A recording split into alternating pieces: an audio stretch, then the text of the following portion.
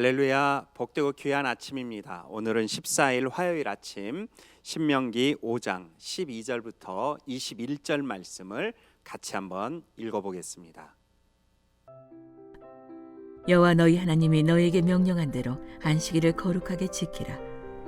6일 동안 너희는 노동하고 너희의 모든 일을 하되 7일째 되는 날은 너희 하나님 여호와의 안식일이니 그날에는 어떤 일도 하지 말라. 너희나 너희 아들 딸들이나 너희 남종이나 여종이나 너희 소나 나귀나 다른 어떤 가축이나 너희 성문 안에 있는 이방 사람이나 너희 남종이나 여종이나 너희와 마찬가지로 쉬게 하라. 너희가 이집트 땅에서 종이었던 것과 너희 하나님 여호와께서 강한 손과 쭉 뻗친 팔로 너희를 거기서 이끌어내셨음을 기억하라. 그러므로 너희 하나님 여호와께서 안식일을 지키라고 너희에게 명령한 것이다. 너희 하나님 여호와께서 너희에게 명령한 대로 너희 부모를 공경하라. 그러면 너희가 오래 살 것이고 너희 하나님 여호와께서 너희에게 준 그 땅에서 잘 될 것이다. 살인하지 말라, 간음하지 말라, 도둑질하지 말라, 이웃에게 거짓 증언하지 말라, 이웃의 아내를 탐내지 말라, 이웃의 집이나 땅이나 남종이나 여종이나 소나 나귀나 이웃에게 속한 다른 어떤 것도 탐내지 말라.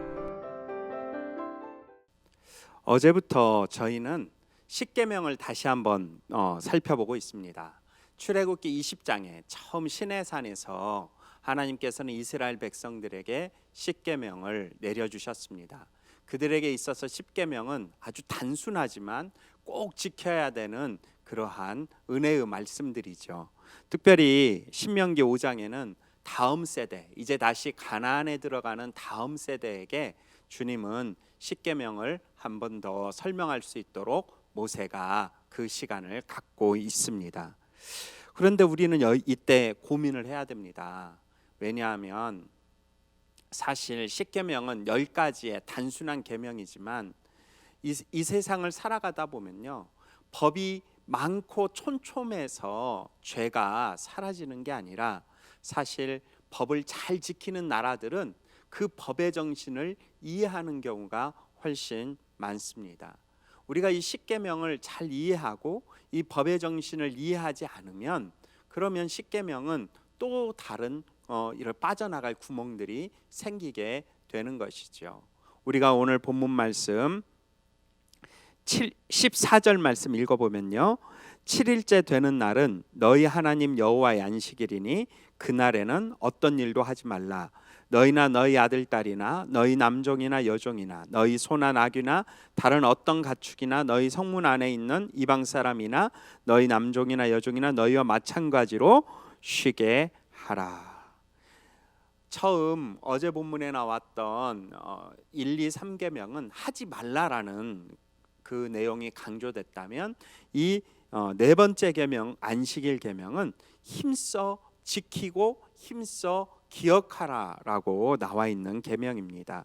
안식일에서 있어서 해야 될 것과 하지 말아야 될 것들이 나오면서 우리에게 이야기하시는데요. 15절에 보니까 뭐라고 되어 있냐면 너희가 이집트 땅에서 종이었던 것과 너희 하나님 여호와께서 강한 손과 쭉 펼친 팔로 너희를 거기서 이끌어내셨음을 기억하라라고 되어 있습니다.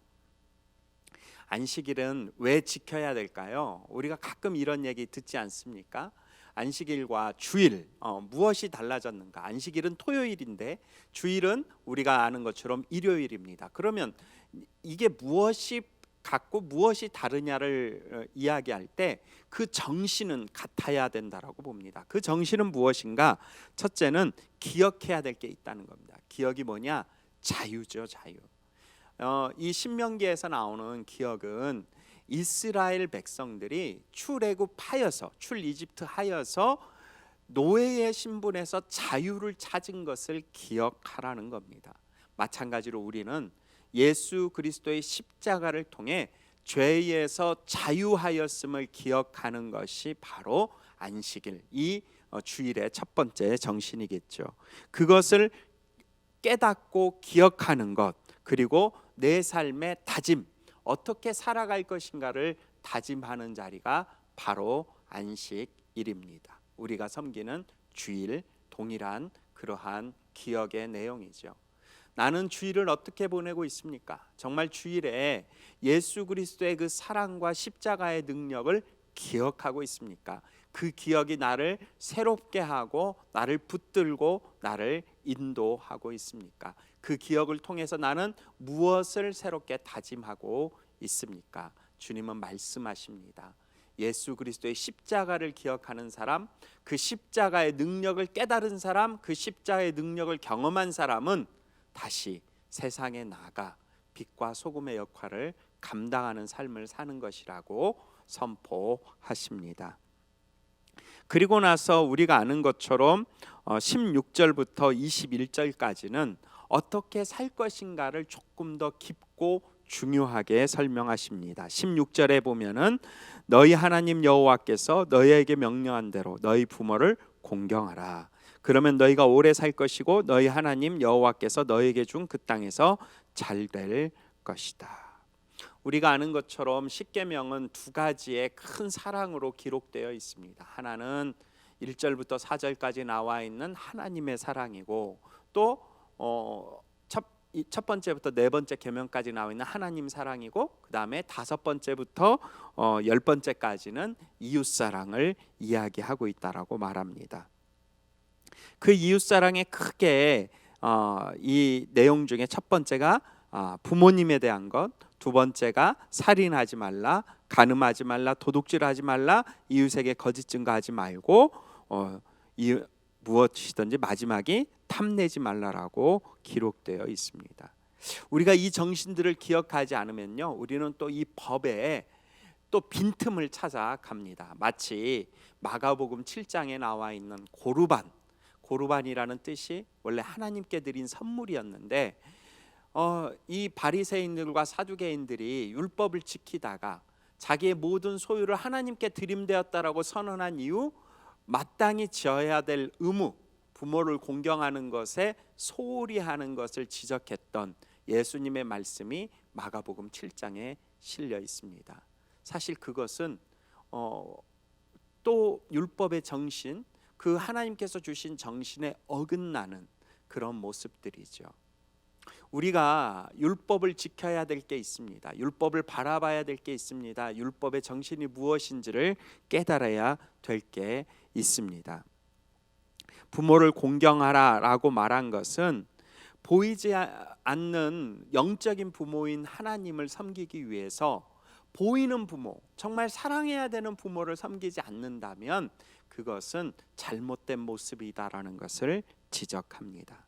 17절에 살인하지 말라라는 것은 하나님께서 주신 생명, 그것은 모든 사람에게 허락하신 생명이기 때문에 고의적으로 인간의 존엄성을 해치는 생명 주신 하나님의 모습을 버리는 그런 역할을 하지 말라는 뜻이지요.